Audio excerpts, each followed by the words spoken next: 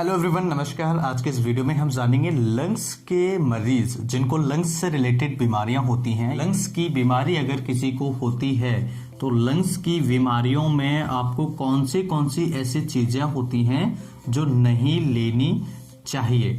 तो ऐसी कुछ चीजें जिनकी वजह से आपको स्पेशली लंग्स की बीमारियों में लेने से परेशानी हो सकती है। तो इस वीडियो को बारीकी से जरूर समझिएगा, क्योंकि इस वीडियो में आप सभी के लिए, चाहे वो बच्चा हो, चाहे वो यंगस्टर हो, या फिर वो एक ओल्ड एज का पीपल है, तो ऐसे सिचुएशन में हम सभी को कुछ चीज़ों का ध्यान रखना होगा, स्पेशली लंग्स डिसीजेस में। तो कौन सी चीज़ें हैं वो बहुत ज़्यादा महत्वपूर्ण होती हैं जब हमें कोई प्रॉब्लम क्रिएट होती है। और अगर हम अपने लंग्स को बचाना चाहते हैं, अपने लंग्स को अगर हम हेल्दी रखना चाहते हैं, तो ये सारी चीज़ें आपको करना या खाना बंद करनी पड़ेंगी। क्योंकि लंग्स हमारी एक ऐसी चीज होती है, एक बार अगर लंग्स हमारे खराब होते हैं तो दोबारा से वो ट्रांसप्लांट होने के चांसेस कम होते हैं, ट्रांसप्लांट नहीं होता है। क्योंकि लंग्स एक गुब्बारा है। अगर हम एक बैलून लेते हैं तो बैलून में जब हम हवा भर देते हैं तो वो आसानी से फूल जाता है, और जब उसमें हम पानी डाल देते हैं थोड़ा सा, या फिर हम उसको ऑयल वगैरह डाल देते हैं, तो वो आप देखेंगे कि उसकी हवा जैसे ही निकलेगी वो आपस में बिल्कुल दोनों लेयर्स चिपक जाएंगे। जब वो चिपक जाएंगी तो वो फंक्शन नहीं करेगा जो पहले फंक्शन करता था। तो इसी तरीके से लंग्स जो होते हैं हमारे, वो एक गुब्बारे की तरह होते हैं, और ये लंग्स में अगर हम कुछ इन्फेक्शन डालते हैं, या आप कहते होंगे पानी भर जाता है, तो ये इन्फेक्शन जब इनके अंदर हो जाता है तो ये लंग्स उस तरीके से वर्क नहीं करते जो पहले कर रहे होते हैं। तो यहाँ पर हम कौन सी चीज़ों का ध्यान रखेंगे। सबसे पहले हमें ध्यान रखना होगा, अगर किसी को लंग्स की बीमारी है तो उस व्यक्ति को मिल्क लेना थोड़ा कम कर देना चाहिए, यानी कि दूध। अगर कोई व्यक्ति जिसको लंग्स से रिलेटेड बीमारी है तो उसे दूध लेना थोड़ा कम कर देना चाहिए। दूध लेना कम क्यों कर देना चाहिए? क्योंकि लंग्स में अक्सर म्यूकस बनता है, और म्यूकस बनाने का कारण डेयरी प्रोडक्ट्स जो होते हैं, स्पेशली दूध की बात करें तो ये मिल्क आपके फेफड़ों में, रेस्पिरेटरी सिस्टम में थोड़ा सा म्यूकस को ज़्यादा बनाता है। इसलिए दूध को थोड़ा सा कम लीजिएगा, हो सके तो बंद कर दीजिएगा। इसके अलावा ऐसी जगह पर न जाएं जहां पर बहुत ज़्यादा धुआं होता हो, बहुत ज़्यादा डस्ट उड़ती हो, बहुत ज़्यादा इन्फेक्शन हो, बहुत ज़्यादा प्रॉब्लम्स क्रिएट जो आपको ही आपके रेस्पिरेटरी सिस्टम को इरिटेट करे। तो ऐसी चीज़ों से हमें बचना चाहिए, यानी कि जो एलर्जेंस हैं, जहाँ पर एलर्जेंस होते हैं या बहुत ज़्यादा कुछ प्रॉब्लम्स क्रिएट करने वाली चीज़ें होती हैं, तो ऐसी चीज़ों पे हमें नहीं जाना चाहिए। एलर्जेंस, इन चीज़ों का हमें ध्यान रखना चाहिए। तीसरा जो मोस्ट इंपॉर्टेंट फैक्टर है यहाँ पर वो होता है, अगर किसी व्यक्ति को लंग्स रिलेटेड प्रॉब्लम है तो वो ठंड के सीज़न में, यानी जो ठंडी का सीज़न है आपका, उस सीज़न में थोड़ा सा केयर रखिए अपनी। क्योंकि ठंडी के सीजन में क्या होता है, लंग्स इन्फेक्शन बहुत ज़्यादा बढ़ जाते हैं। तो ऐसे प्रॉब्लम्स, ये जो लंग्स की प्रॉब्लम्स होती हैं वो बढ़ जाती हैं। तो ठंडी के सीज़न में हमें ध्यान रखना होगा, लंग्स की जिनको बीमारियां हैं, निमोनिया जिनको बार बार बनता है, फेफड़ों में पानी जिनको भरता है, तो ऐसे मरीज़ ठंड के सीज़न में थोड़ा सा कम निकलें, या फिर प्रॉपर तरीके से अपना प्रोटेक्शन लेके, यानी कि अच्छे कपड़े पहने, गर्म कपड़े पहने, उसके बाद बाहर निकलें। इसके अलावा जो चौथा होता है वो हमारा होता है मेन पॉइंट। इसमें हमें कुछ चीज़ों का ध्यान रखना होता है। कैफीन। कैफीन, आप कहेंगे कि कैफीन से क्या मतलब है। अगर कोई व्यक्ति कैफीन लेता है तो कैफीन से क्या प्रॉब्लम हो सकती है। देखिए, कैफीन क्या होता है, कई बार एसिडिटी बनाता है, यानी गैस बनाता है।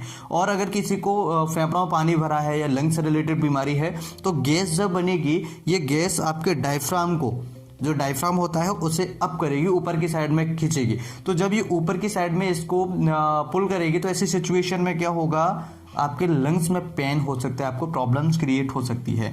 नंबर 5 पर आपका आता है कि अगर किसी पेशेंट को चावल ज़्यादा खाने की आदत है, और उस व्यक्ति को अगर सर्दी में बहुत ज़्यादा लंग्स से रिलेटेड बीमारियां होती हैं, तो राइस आपको नहीं खाने चाहिए, यानी कि चावल उस मरीज को कम खाने चाहिए। इसके अलावा कुछ ऐसी चीज़ें होती हैं जो बहुत ज़्यादा प्रॉब्लम्स क्रिएट करती हैं और बहुत ज़्यादा खाने पीने की चीज़ों का हमें ध्यान रखना चाहिए। जैसे 6वें नंबर पर आता है आपका मूली। अगर किसी व्यक्ति को लंग्स से रिलेटेड कोई प्रॉब्लम्स होती है तो उस व्यक्ति को मूली नहीं लेनी चाहिए, मूली बहुत कम खानी चाहिए। जो सर्दी करने वाली चीज़ें होती है वो कम खाना चाहिए। अगर वो व्यक्ति ज़्यादा खाएगा, जैसे मिल्क मैंने आपको बताया, मिल्क अगर व्यक्ति ज़्यादा लेता है तो उसको प्रॉब्लम होगी, म्यूकस ज़्यादा बनेगा। जब म्यूकस ज़्यादा बनेगा तो आपको और भी कॉम्प्लिकेशंस बनेंगे, खांसी ज़्यादा आएगी, खांसी ज़्यादा आएगी तो आप बहुत ज़्यादा इरिटेट होंगे। जब इरिटेट होंगे तो आपको एक्स्ट्रा मेडिसिन लेने की ज़रूरत पड़ेगी। अगर आप कैफीन लेते हैं, यानी जो चाय है या फिर जो कॉफ़ी वगैरह है, ऐसी सिचुएशंस में आप लेंगे लंग्स से रिलेटेड बीमारियों में, तो आपको ये प्रॉब्लम्स गैस बनने की वजह से प्रॉब्लम होगी। ये लंग्स में कोई ज़्यादा प्रॉब्लम नहीं करता है, लेकिन गैस बनाएगा तो गैस बनाने की वजह से आपको प्रॉब्लम क्रिएट होगा। इसके अलावा जो मैंने आपको बताया राइस क्या होता है, ठंडा होता है। जब आप इसे सर्दी के सीजन में लेते हैं तो आपको और प्रॉब्लम क्रिएट कर सकता है। इसके अलावा जो फ्रिज में ठंडी रखी हुई चीज़ें हैं, तो रेफ्रिजरेटर घर पर हमारे पास लगे होते हैं, उनमें हम आमतौर पर शाम को सब्जियां बना के या शाम को खाना बना के रख देते हैं और डायरेक्ट अगर हम सुबह लेते हैं, स्पेशली लंग्स के मरीज को दिया जाता है, तो बहुत ज़्यादा उसके लिए प्रॉब्लम क्रिएट कर सकता है। तो यहाँ पर ये सारी चीज़ें जो 5-6 चीज़ें मैंने आपको बताई हैं, ये बहुत ज़्यादा ज़रूरी है।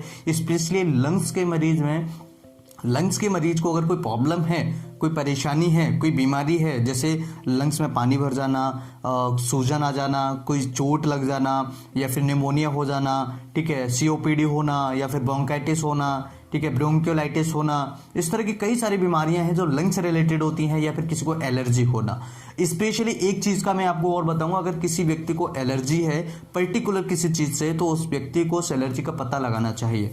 अब आप कहेंगे पता कैसे लगाएंगे सर? तो पता लगाने के कुछ और तरीके होते हैं, जैसे कि हम टेस्ट करा सकते हैं, तो टेस्ट के हिसाब से हमें पता लग जाता है, इशोनोफिल्स वगैरह बढ़ जाता है। तो स्किन टेस्ट होते हैं, तो स्किन पर कुछ नंबर लिख दिए जाते हैं आसान भाषा में, तो उन पे कौन से नंबर पे रिएक्शन हो रहा है या नहीं हो रहा है, तो वो पता लगा लिया जाता है। तो ब्लड टेस्ट के सहारे से हम सारी चीज़ों को पता लगा सकते हैं। बाकी कुछ पैरामीटर्स होते हैं, कौन सी चीज़ आपके ब्लड में बढ़ रही है, कौन सी कम हो रही है, इन चीज़ों के हिसाब से भी आपको पता लगाया जा सकता है। सो मुझे लगता है कि लंग्स से रिलेटेड बीमारियों में ये सारी चीज़ें खाना थोड़ा कम कर देना चाहिए। सर्दी के सीजन में स्पेशली निकलना कम कर देना चाहिए। बच्चों की बात करें तो बच्चों में निमोनिया बहुत जल्दी होता है। अगर बच्चों में निमोनिया किसी व्यक्ति को, किसी बच्चे को है, तो ऐसे सिचुएशन में बच्चों को बाहर नहीं निकलने दें। अगर बच्चा निकलता भी है तो उसे सर्दी के जो कपड़े होते हैं वो पहनाकर निकलें, प्रॉपर प्रोटेक्शन के साथ में निकलें। तो ये बच्चों के लिए, वृद्ध जो हमारे ओल्ड एज के पर्सन होते हैं, सिटीजन्स होते हैं, उनके अंदर भी निमोनिया होने के चांसेस बहुत ज़्यादा होते हैं, बहुत ज़्यादा निमोनिया होता है। तो ऐसी कंडीशन में उनको भी लंग्स का ख्याल रखना चाहिए। लंग्स बचाने के लिए कुछ टिप्स फॉलो करना चाहिए। एक्सरसाइज आप कर सकते हैं लंग्स के लिए, लंग्स स्ट्रॉन्ग करने के लिए। मैंने पिछले वीडियोस में डिस्कस किया हुआ है। लंग्स हमारे कब डैमेज होते हैं, क्या क्या सिम्टम्स देते हैं, मैंने ये भी पिछली वीडियोस में डिस्कस किया हुआ है। अगर वीडियो अच्छा लगे तो लाइक एंड शेयर करें। कुछ पूछना चाहे तो कमेंट करें। मैं फिर मिलता हूँ इसी तरह नए वीडियो में। तब तक के लिए नमस्कार। Thanks for watching. Have a nice day.